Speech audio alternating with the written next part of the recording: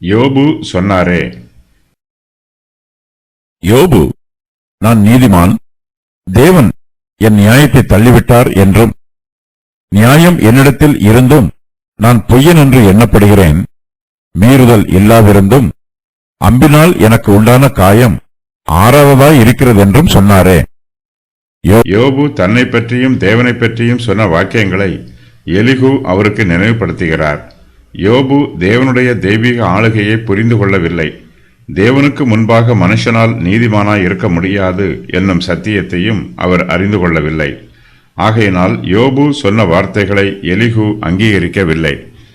யோபு, நான் நீதிமான், தேவன் என் நியாயத்தை தள்ளிவிட்டார் என்று சொன்னார். யோபுவின் சிநேகிதர் அவரிடத்தில் விவாதம் பண்ணிய போது யோபு தன்னுடைய பாவங்களை தேவனிடத்தில் அறிக்கை செய்ய வேண்டும் என்று சொன்னார்கள். யோபுவோ அவருடைய வார்த்தையை அங்கீகரியாமல், நான் நீதிமான், என்னிடத்தில் குற்றமில்லை என்று சொல்லிவிடுகிறார். தன்னிடத்தில் நியாயம் இருந்தும் தான் பொய்யன் என்று எண்ணப்படுவதாக யோபு வேதனைப்படுகிறார்.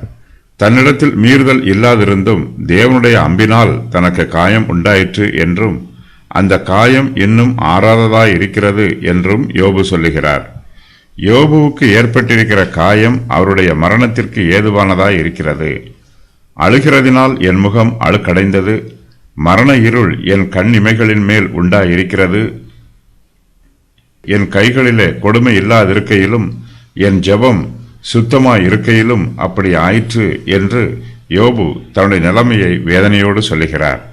தேவனுக்கு ஊழியம் செய்வதினாலோ தேவனிடத்தில் பிரியமாய் இருப்பதினாலோ மனுஷனுக்கு ஒரு பிரயோஜனமும் இல்லை என்று யோபு நினைக்கிறார். யோபு சொன்ன கருத்துக்களை எலிகு கவனித்து கேட்டு அவற்றையெல்லாம் இங்கு மொத்தமாய் சொல்லுகிறார்.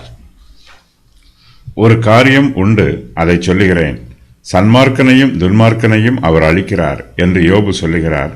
இதில் சத்தியம் இருந்தாலும் யோபு இந்த சத்தியத்தை தப்பிதமாக வியாக்கியானம் பண்ணுகிறார். தான் ஒரு நீதிமான் என்றும் தேவன் தன்னை அளிக்கிறார் என்றும் யோபு நினைக்கிறார். தன்னுடைய வியாதியையும் வேதனையையும் வியாக்கியானம் பண்ணுவதற்காக யோபு இந்த வார்த்தைகளை சொல்லுகிறார். யோபுவை போல நல்ல மனுஷர்கள் சில சமயங்களில் துன்மார்க்கரை விட மோசமான வார்த்தைகளை பேசிவிடுவார்கள். நற்குணம் உள்ளவர்கள் தீமையை சகித்துக் கொள்வார்கள். தங்கள் மீது வேதனைகளும் கஷ்டங்களும் நஷ்டங்களும் வந்தாலும் இவற்றிற்கு தாங்கள் பாத்திரவான்கள் என்று நினைத்து அவற்றை பொறுமையோடு சகித்துக் கொள்வார்கள். தங்களுடைய கஷ்டங்களுக்காக நற்குணம் உள்ளவர்கள் பிறரை குற்றம் சொல்ல மாட்டார்கள். ஆனால் யோபுவோ தான் வியாதியிலும் வேதனையிலும் கஷ்டப்படும் போது தேவன் மீது குற்றம் சொல்லுகிறார். எலிகு யோபுவின் மீது கூறும் குற்றச்சாட்டுக்கள்: நான் நீதிமான் என்று சொன்னீர், தேவன் என் நியாயத்தை தள்ளிவிட்டார் என்று சொன்னீர், நியாயம் என்னிடத்தில் இருந்தும் நான் பொய்யன் என்று எண்ணப்படுகிறேன் என்று சொன்னீர், மீறுதல் இல்லாதிருந்தும் அம்பினால் எனக்கு உண்டான காயம் ஆறாததாய் இருக்கிறது என்று சொன்னீர், பரியாசம் பண்ணுதலை தண்ணீரைப் போல குடித்தீர், அக்கிரமக்காரரோட கூடிக்கொண்டீர், துன்மார்க்கரோட திரிகிறீர், தேவன் மேல் பிரியம் வைக்கிறது மனுஷனுக்கு பிரயோஜனம் அல்ல என்றீர்.